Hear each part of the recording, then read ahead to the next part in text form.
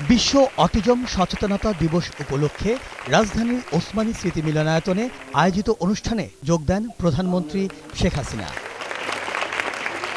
বর্তমানে দেশে 15,10,800 প্রতিবন্ধী রয়েছে উল্লেখ করে প্রধানমন্ত্রী জানান, তাদের জীবন মান উন্নয়ন নিশ্চিত করতে এবং তথ্য সংরক্ষণে সফটওয়্যার ব্যবহার করা হচ্ছে।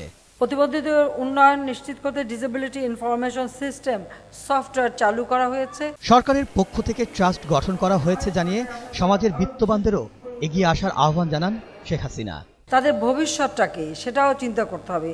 বাবা মা যতদিন থাকেন তাদের দেখাশোনা করে, মা বিশেষ করে মা তো আর ফেলতে পারে না।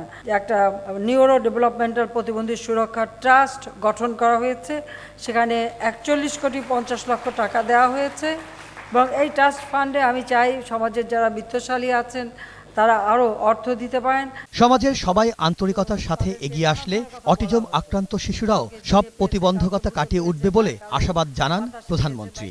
সরকারিভাবে আমাদের চাকরির ক্ষেত্রে একটা কোটা প্রতিবন্ধীদের জন্য রাখা আছে, কিন্তু বেসরকারি যে সমস্ত ব্যবসা প্রতিষ্ঠান আছে তাদেরকে আমি অনুরোধ করব যে অন্তত তারা তাদের ব্যবসা প্রতিষ্ঠানে এ ধরনের প্রতিবন্ধী যারা শিক্ষিত আছে তাদেরকে যেন একটু চাকরির ব্যবস্থা করে দেয়, তাহলে এটা তাদের জন্য অনেক সুবিধা হবে।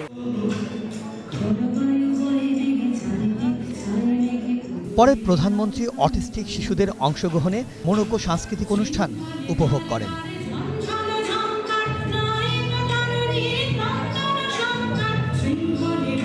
মিরাজ মিজু, 21 টেলিভিশন, ঢাকা।